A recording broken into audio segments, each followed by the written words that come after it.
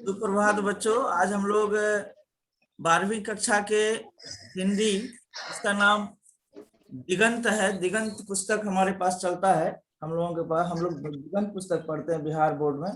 दिगंत पुस्तक का गद्य का चौथा अध्याय पढ़ेंगे। गद्य का चौथा अध्याय पढ़ेंगे, अर्धनारीश्वर। अर्धनारीश्वर जो कि रामधारी सिंह दिनकर जी के द्वारा लिखी गई है। रामधारी सिंह दिनकर जी के द्वारा लिखी गई। इस निबंध में, ये निबंध है, साहित्य का गद्य निबंध विधा है। इस निबंध में हम लोग ये देखते हैं कि रामधारी सिंह दिनकर जी अर्धनारीश्वर की कल्पना करते हैं। अर्धनारीश्वर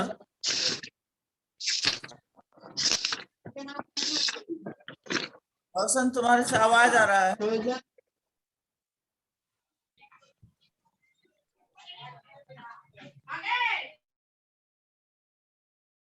अर्धनारीश्वर की कल्पना करते हैं। अर्धनारीश्वर में हम लोग अर्धनारीश्वर किसको बोलते हैं? शिव जी और पार्वती जी। शिव जी और पार्वती जी के मिले हुए रूप को अर्धनारीश्वर कहते हैं।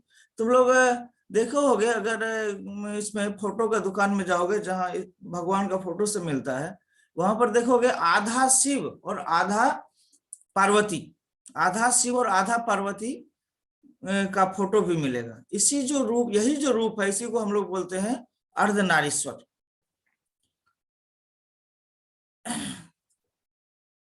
तो दिनकर जी का कहना है कि ये इस दुनिया में जो हमारा जो समाज है, इसमें ये भी आधा नारी और आधा पुरुष से मिलकर के बना है। आधा नारी और आधा पुरुष से मिलकर के ये दुनिया बना है, ये समाज बना है।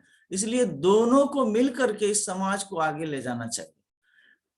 अक्सर हो रहा है समाज में ऐसा कि स्त्रियों को उसके अधिकार से, उसके कार्य से वंचित रखा गया है, और पुरुष जो है वही समाज को आगे ले जाने में अपनी भागीदारी निभाते हैं।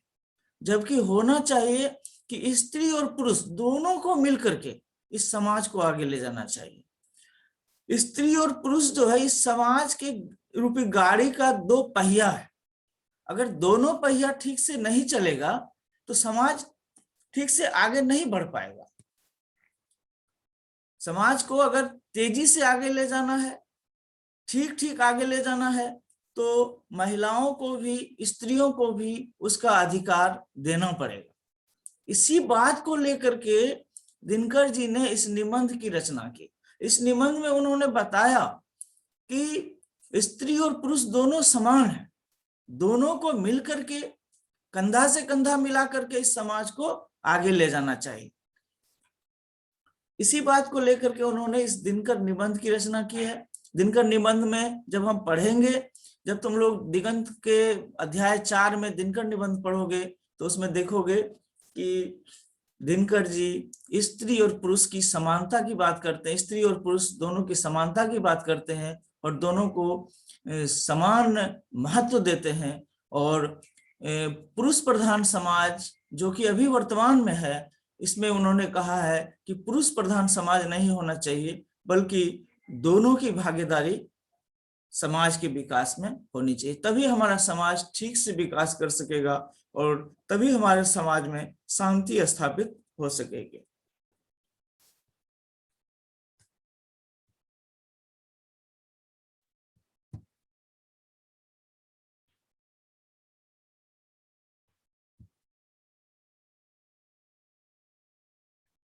देखो स्क्रीन पे क्या आ रहा है।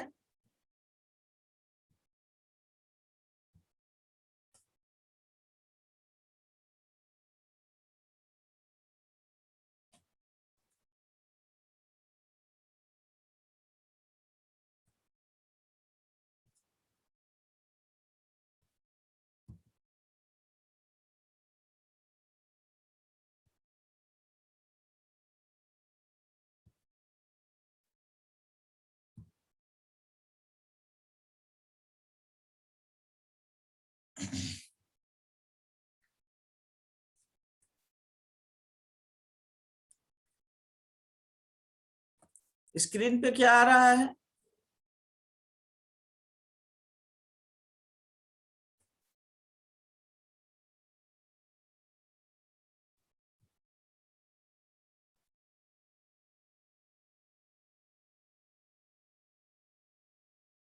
दिनांक 29/4/2021, 6:10 पूर्वाह्न, कक्षा 12, विषय हिंदी, भाग गद्य, अध्याय 4, पाठ का नाम अर्धनारीश्वर, लेखक का नाम रामधारी सिंह दिनकर। अर्धनारीश्वर निबंध की रचना रामधारी सिंह दिनकर जी ने की है।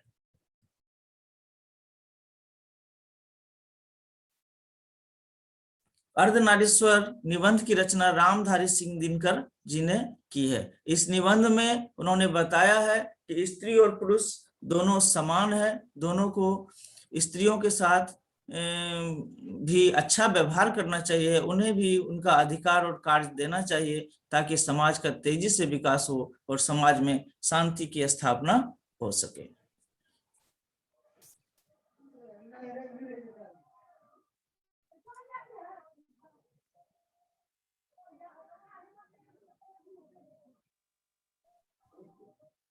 तो हम लोग लेखक के बारे में देखते हैं।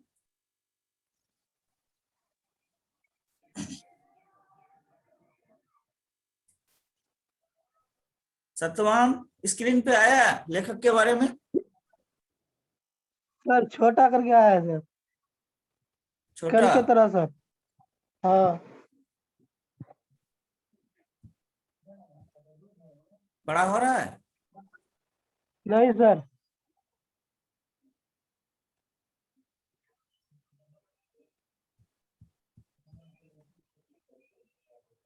दिखाई नहीं पड़ रहा है? नहीं सर, छोटा करके दिखाई दे रहा है सर। लेखक एवं लेखक की बात। इसको कल लिखे थे ना? हाँ हाँ सर, ये सर। तो भेजे थे लगता है सर। लेखक के बारे में जानकारी। पठित पाठ अर्धनारीश्वर के लेखक रामधारी सिंह दिनकर जी हैं। इनका जन्म 1908 ईस्वी में बिहार के बेगूसराय जिले के सिमरिया गांव में हुआ था। बहुत है। इनकी मृत्यु 1774 ईस्वी में हो गई थी।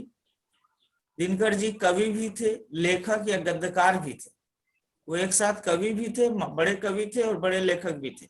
इनकी प्रमुख काव्य कृति उर्वशी, रश्मिरथी, कुरुक्षेत्र, रेणुका, नीलकुसुम और हुंकार है। ये एक सब कविता का है, काव्य है। और इनकी प्रमुख गद्य अर्धनारीश्वर, संस्कृति के 4 अध्याय, बट पीपल आदि है। अर्धनारीश्वर एक निबंध है, बहुत इंपॉर्टेंट एक ऑब्जेक्टिव है ये कि अर्धनारीश्वर एक निबंध है।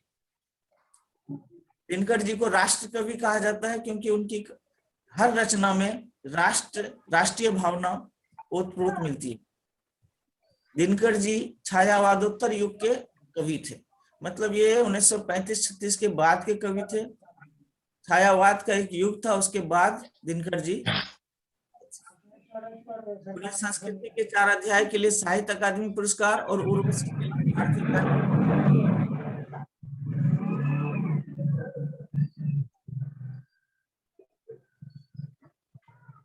संस्कृति के 4 अध्याय के लिए साहित्य अकादमी पुरस्कार और उर्वशी के लिए भारतीय ज्ञानपीठ पुरस्कार मिला था।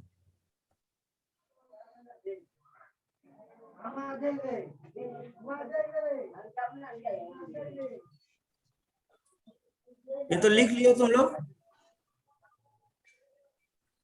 इसको तो लिख लियो सर कल। हाँ ठीक है, आगे बढ़ते हैं हम लोग। हाँ सर। सर कोई नहीं लिखा है तो उसको स्क्रीनशॉट ले लो। जो नहीं लिखा है वो स्क्रीनशॉट ले लो। हो गया है सर। ओके।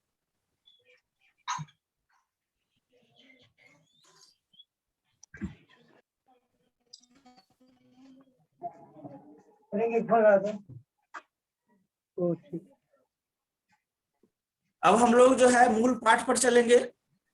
जो हमारा मूल पाठ है उस पे चलेंगे। मूल पाठ में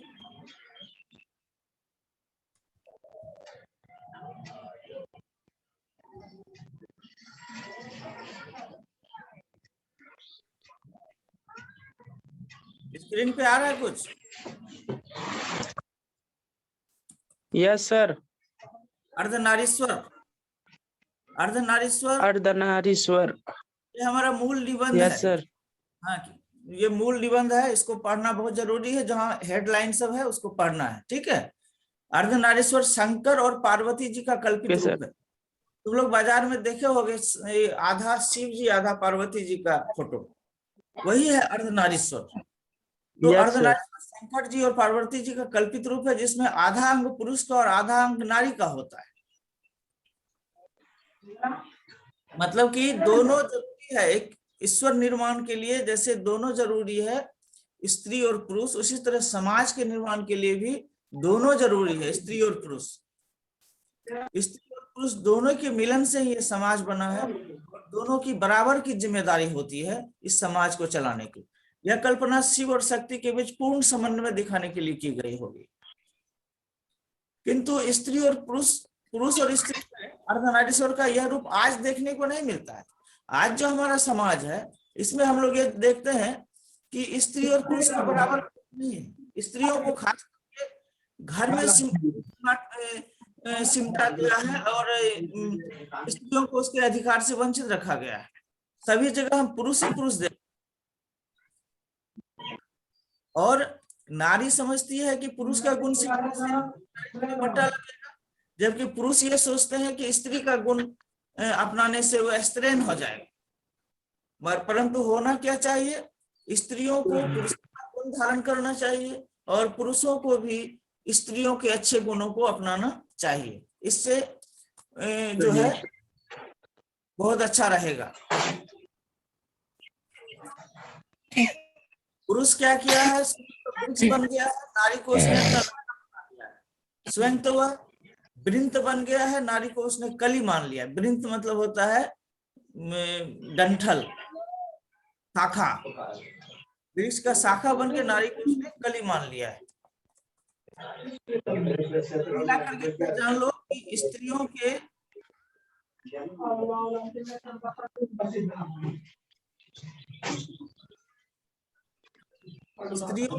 अधिकार से संबंधित इसमें बातें हैं।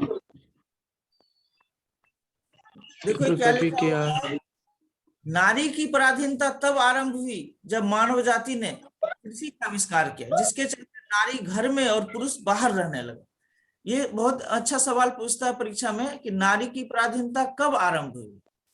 तो जब कृषि का आविष्कार हुआ, मनुष्य ने कृषि का आविष्कार किया, तो कृषि का आविष्कार होने से क्या हुआ कि नारी को कहा गया कि आप घर संभालिए और मैं खेत में जाता हूं काम करने के लिए। और वहीं से जो नारी की पराधीनता शुरू हुई, वहीं से शुरू हुई, क्योंकि पुरुष जो है खेत में चले गए और नारी जो है वो खाना बनाने के बाद खाना पहुंचाने का काम, और इस तरह से नारी घर तक सीमित गई और पुरुष जो है वो पूरा का पूरा बाहर का बादशाह बन गया, सारा चीज अपने हाथ में ले लिया, और इस तरह से नारी की पराधीनता शुरू हो गई।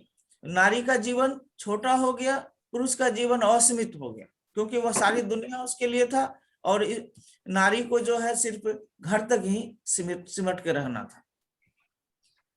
हम सभी लोग देखते हैं कि पशुओं में भी नारी और पुरुष होता है, नर और मादा होता है, पक्षियों में भी होता है, परंतु कहीं भी असमानता नहीं होती। पक्षियों में देखोगे कोई मादा पक्षी है, कोई पुरुष पक्षी है, दोनों बराबर का हकदार है, दोनों बराबर तरीके से अपना जो है खाना चुगने में लगा हुआ रहता है, दाना चुगने में लगा रहता है। जबकि हमारे इंसान में, हम लोग का हमारे समाज में देख रहे हैं, इंसान में यह है कि स्त्री और पुरुष में भेदभाव किया जाता है, जबकि अन्य कहीं पर भी, पशुओं में, पक्षियों में, कहीं भी स्त्री और पुरुष के प्रति भेदभाव, दोनों के बीच भेदभाव नहीं होता। Yes sir.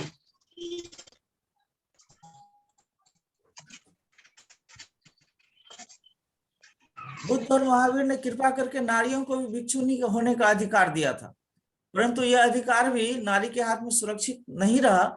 जैनों के बीच जब दिगंबर संप्रदाय निकला तो उन्होंने नारियों को भिक्षुनी होने का अधिकार छीन लिया था। धर्म साधक महात्मा और साधु नारियों से भय खाते थे। कबीरदास जी कितना बड़ा दोहा लिखे हैं नारी तो हमहू करी तब न किया विचार, जब जानी तब परिहरी नारी महाविकार। कबीरदास जी भी नारी को महाविकार मानते हैं, मतलब बड़ी बीमारी, जो कि गलत था। उस समय क्या सोच था, अब ये सोच खत्म हो जाना चाहिए। नारी को, बर्नार्ड शॉ ने नारी को अहेरिन कहा है, नर को अहेर माना है, और दोनों को एक दूसरे से दूर रहने के लिए कहा। नारी को नागिन या जादूगरनी भी कहा गया है। रविन्द्रनाथ टैगोर, प्रसाद जी, प्रेमचंद जी जैसे कवियों ने नारी के प्रति सही व्यवहार नहीं दिया है, नारी को त्याग की मूर्ति माना है। अपने सारे रचनाओं में उन लोगों ने नारी को त्याग की मूर्ति माना है। इसीलिए दिनकर जी इन लोगों से नाराज हैं, रविन्द्रनाथ टैगोर जी प्रसाद जी से और प्रेमचंद जी से असंतुष्ट रहते हैं, और उनका विचार उनसे मेल नहीं खाता। प्रेमचंद जी लिखते हैं कि जब पुरुष जब नारी का गुण लेता है तो वह देवता बन जाता है, पुरुष जब नारी का गुण लेता है तो देवता बन जाता है, किंतु नारी जब नर के गुण सीखती है तो वह राक्षसी हो जाती है। तो प्रेमचंद जी का ये कथन अभी के समय में सही नहीं है। अगर नारी पुरुष का कोई काम करती है, बाहर जाती है या खेत में काम करती है तो वह राक्षसी हो जाती है, ऐसा तो नहीं होना चाहिए। तो इसीलिए दिनकर जी जो है प्रेमचंद जी, प्रसाद जी और रविन्द्रनाथ जी से के विचारों से असहमत हैं कि नारी अगर पुरुष का गुण सीखे तो राक्षसी या कोई अन्य चीज नहीं होती है, बल्कि और अच्छा होता है, समाज के लिए फायदा ही होता है। जी सर। आगे बढ़ते हैं, ये सब आगे सवाल में आएगा।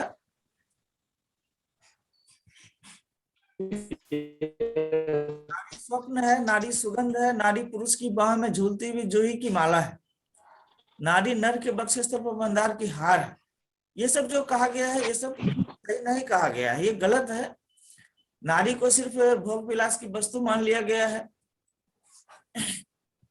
जबकि नारी और नर एक ही द्रव्य की ढली हुई दो प्रतिमाएं हैं। कौरवों की सभा में यदि संधि की वार्ता कृष्ण और दुर्योधन के बीच न होकर कुंती और गंधारी के बीच होती तो बहुत संभव था कि महाभारत नहीं मचता। बहुत बड़ी एक सवाल यहाँ बनेगा, तुम्हारा जो पहला अभ्यास में पहला सवाल है यही है कि महाभारत जो मचा, महाभारत का युद्ध जो हुआ ये इसलिए हुआ क्योंकि पुरुष और पुरुष समझौता कर रहे थे। अगर स्त्री और स्त्री के बीच समझौता होता तो ये महाभारत नहीं होता। अगर कुंती और गंधारी के बीच में समझौता कराया जाता, कहता कि दोनों आप ही बात कीजिए कि युद्ध होगा कि नहीं होगा, तो शायद ये युद्ध महाभारत का युद्ध नहीं होता। क्योंकि नारियां जो होती है वो संवेदनशील होती है, वो दयावान होती है, और वो कुछ ना कुछ कोई रास्ता निकाल लेती, तो लड़ाई मार का रास्ता नहीं अपना नहीं। हाँ।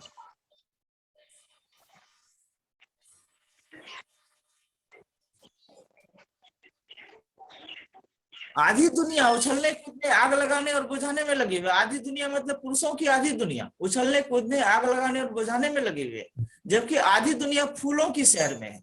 मतलब आधी दुनिया जो स्त्रियों की दुनिया है वो फूलों की सैर में है। उनको कहा गया कि आप कोमल हैं, आप घर में बैठी, आपको कोई मतलब नहीं है समाज से। और इस तरह से हमारा समाज जो आज है काफी हिंसा वाला हो गया है, काफी अशांति वाला हो गया है। अगर समाज में शांति चाहते हैं, सब कुछ अच्छा से चाहते हैं, तो स्त्रियों को भी उनके अधिकार से वंचित नहीं कीजिए, स्त्रियों को उनका अधिकार दीजिए, उनसे भी कंधा से कंधा मिला करके चलिए।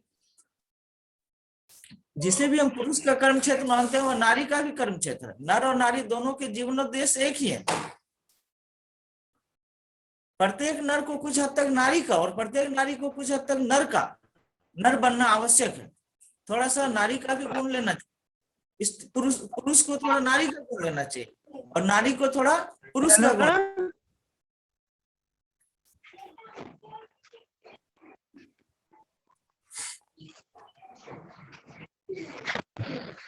अब लास्ट में देख लो, अर्धनारीश्वर के लिए इस बात का प्रतीक नहीं है कि नारी और नर जब तक अलग हैं तब तक दोनों अधूरे हैं, बल्कि इस बात का भी कि पुरुष में नारीत्व की ज्योति जगे और यह प्रत्येक नारी में पुरुष का, और यह कि प्रत्येक नारी में पुरुष का स्पष्ट आभास हो। मतलब अंत में लेखक, अंत में निबंधकार अंत में कहते हैं कि पुरुषों में भी नारीत्व होना चाहिए, नारी का गुण, और नारी को भी पुरुषों का थोड़ा गुण अपनाना चाहिए।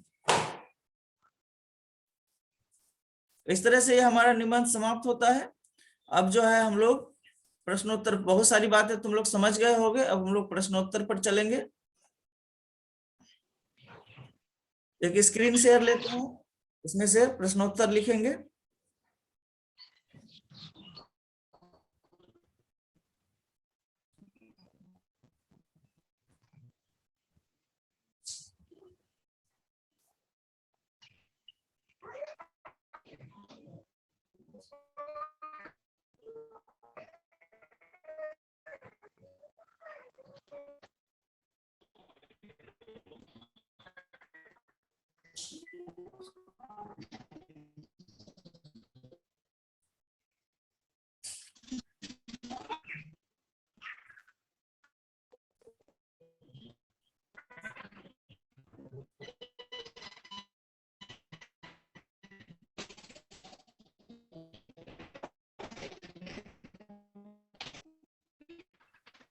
बोले पूरा आंसर कहाँ दिख रहा है? पूरा दिखेगा, आंसर दिख रहा है ना, प्रश्न अभ्यास आ गया है ना।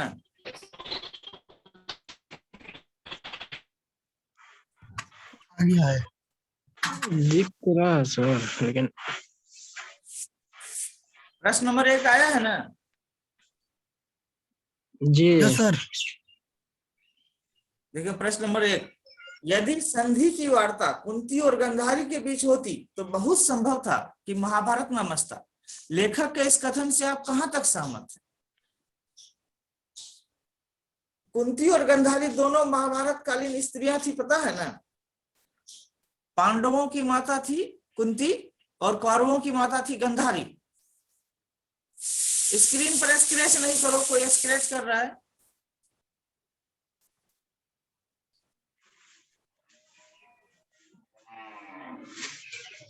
यदि संधि की वार्ता कुंती और गांधारी के बीच होती तो बहुत संभव था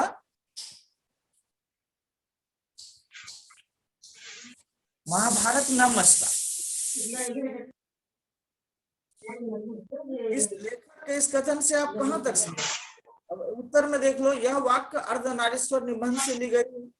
इसमें लेखक ने यह बताया है कि महिलाएं बहुत संवेदनशील और दयावान होती है, वे हिंसा में विश्वास नहीं करती है, वे दुनिया में प्रेम और शांति फैलाना चाहती है। महिलाओं के इन्हीं गुणों की वजह से लेखक ने कहा कि कौरवों और पांडवों के बीच समझौता कराने की जिम्मेवारी यदि कुंती और गांधारी को दी जाती तो महाभारत का युद्ध नहीं होता। चूंकि समझौता जो है महाभारत के काल में, समझौता जो है पुरुषों के बीच हुआ था, इसलिए ये युद्ध हुआ था। अगर स्त्रियां ये समझौता करती तो शायद युद्ध नहीं होता, कोई ना कोई रास्ता निकाल लिया जाता। जल्दी से इसको स्क्रीनशॉट लो और उतार भी लो।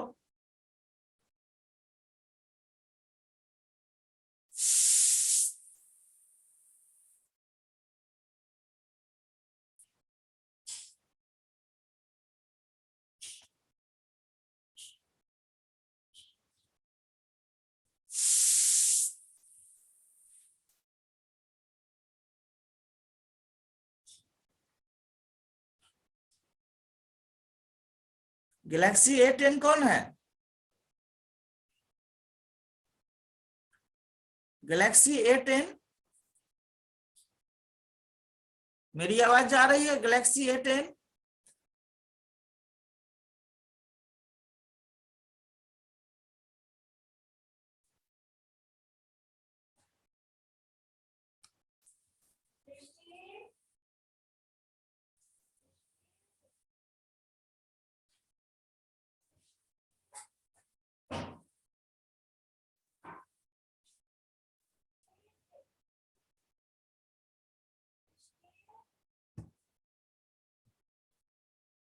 दस मिनट टाइम और है।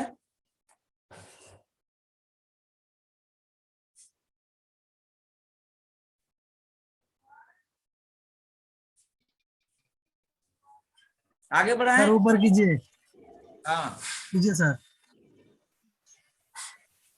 इसके लिए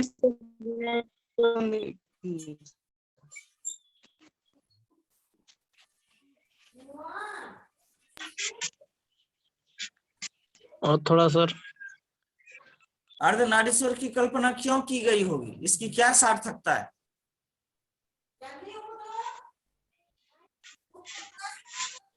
आंसर में देख लीजिए।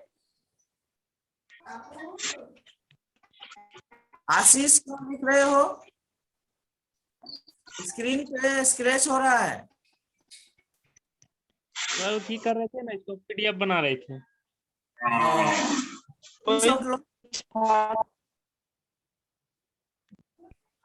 अर्धनारीश्वर की कल्पना क्यों की गई है होगी, इसकी सार्थकता क्या है? अर्धनारीश्वर की कल्पना करके लेखक ने यह संदेश दिया है कि नारी और पुरुष गुणों की दृष्टि से समान है। एक का गुण दूसरे का दोष नहीं है, दोनों के गुणों को मिला देने से ही सार्थक रूप निकलता है। इसलिए लेखक अर्धनारीश्वर की कल्पना की। स्त्री और पुरुष दोनों को मिला देंगे, दोनों को मिला देने से एक सही रूप निकलेगा। दोनों को अलग अलग नहीं होना चाहिए, दोनों को मिलकर काम करना चाहिए। कंधा से कंधा मिलाकर के समाज के विकास में, इस दुनिया के विकास में काम करना चाहिए। इसीलिए लेखक ने अर्धनारीश्वर की कल्पना की। शिव जी अकेले काफी नहीं है, शिव जी के साथ जब पार्वती जी मिल जाती है तब वो असली भगवान जो है सर्वशक्तिमान ईश्वर बनते हैं। इसीलिए स्त्री और पुरुष दोनों को मिलकर के इस समाज के विकास में भागीदारी निभाना चाहिए। इसीलिए लेखक ने अर्धनारीश्वर की कल्पना की। आज के जमाने में अर्धनारीश्वर की कल्पना बहुत सार्थक है, क्योंकि आज के समाज में महिला और पुरुष के बीच भेदभाव बहुत किया जाता है। महिलाओं को उसके अधिकार से वंचित रखा जाता है, जबकि वह बराबर की हकदार है। इसीलिए सार्थकता जो है बहुत ज्यादा है। अर्धनारीश्वर निबंध की सार्थकता बहुत ज्यादा है।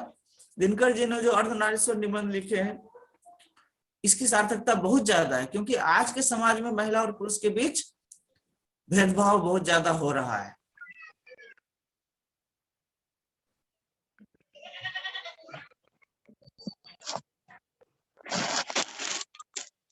बात समझ में आ रही है ना तुम लोग को? Yes sir. ओके।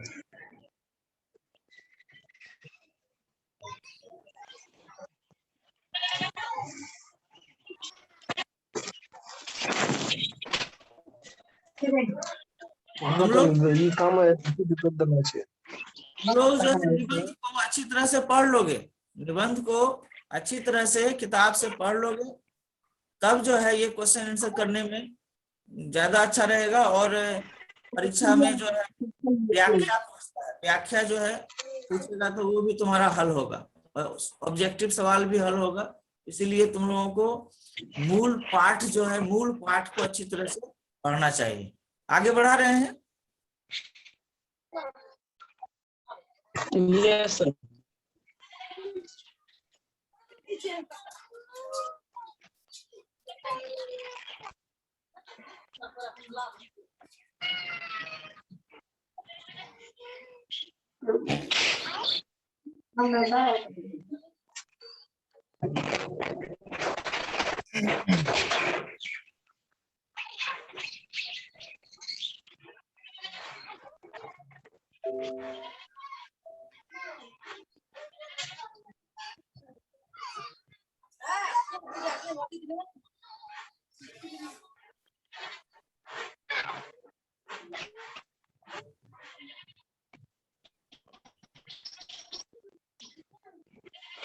प्रश्न नंबर 3 में आइए। रविंद्रनाथ प्रसाद और प्रेमचंद के चिंतन से दिनकर जी क्यों असंतुष्ट हैं? रविंद्रनाथ प्रसाद, जयशंकर प्रसाद, रविन्द्रनाथ ठाकुर, जयशंकर प्रसाद और प्रेमचंद जी के चिंतन से दिनकर जी क्यों असंतुष्ट हैं? उत्तर में देखिए क्या है। दिनकर जी रविन्द्रनाथ प्रसाद और प्रेमचंद के चिंतन से असंतुष्ट और असहमत हैं, क्योंकि इन लोगों ने अपनी रचनाओं में महिलाओं को केवल त्याग की मूर्ति के रूप में दिखाया है। इनके महिला पात्र काफी दबे हुए और पीड़ित दिखाई गए हैं। प्रेमचंद जी एक स्थान पर कहते हैं कि पुरुष जब नारी के गुण लेता है तो वह देवता बन जाता है, और नारी जब पुरुष के गुण लेती है तो वह राक्षसी बन जाती है। इस बात से दिनकर जी इन लेखकों से असंतुष्ट रहते हैं और असहमत रहते हैं।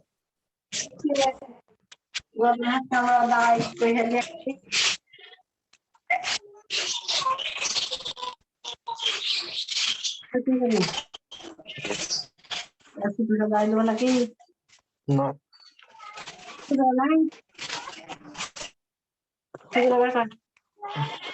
बात नहीं करो।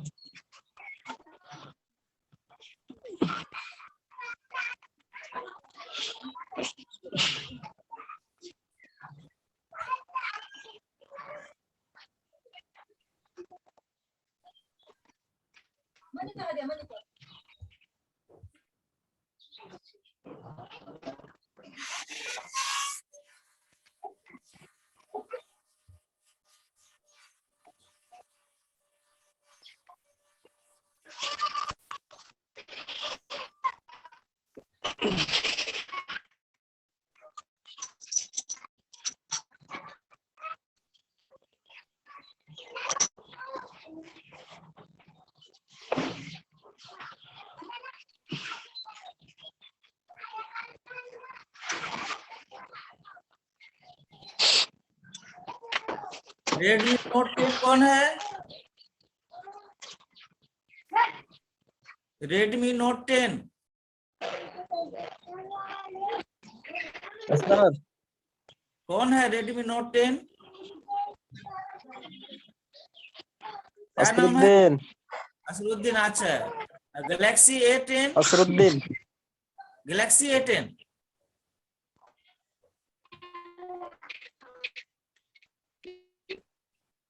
गैलेक्सी A10 सर ऊपर कीजिए।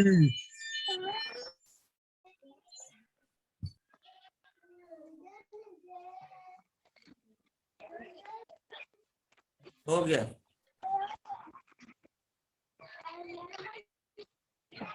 लिखिए इसको।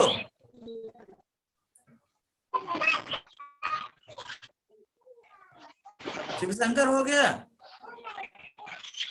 शिवशंकर, यस सर जी सर शिवशंकर हो बताओ गया सर। कि अर्धनारीश्वर के लेखक कौन है? शिवशंकर बताओ कि अर्धनारीश्वर के लेखक। रामधारी सिंह दिनकर। हाँ, रामधारी सिंह दिनकर। रामधारी सिंह दिनकर सर। हाँ हाँ, ठीक है। और अर्धनारीश्वर क्या है? किस प्रकार गद्य की कौन सी विधा है? निबंध है। गद्य की निबंध विधा है। अर्धनारीश्वर में दिनकर जी ने क्या बताने की कोशिश की है? शंकर,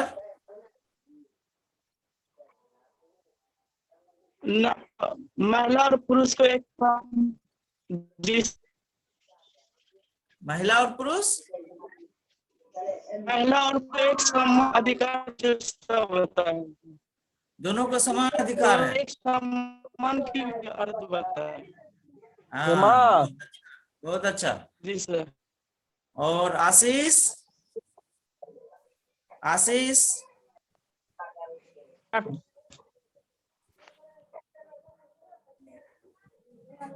आशीष अर्धनारीश्वर, अर्धनारीश्वर नाम क्यों लिया गया है? क्योंकि इसमें आधा पुरुष और आधा महिला है। हाँ, अर्धनारीश्वर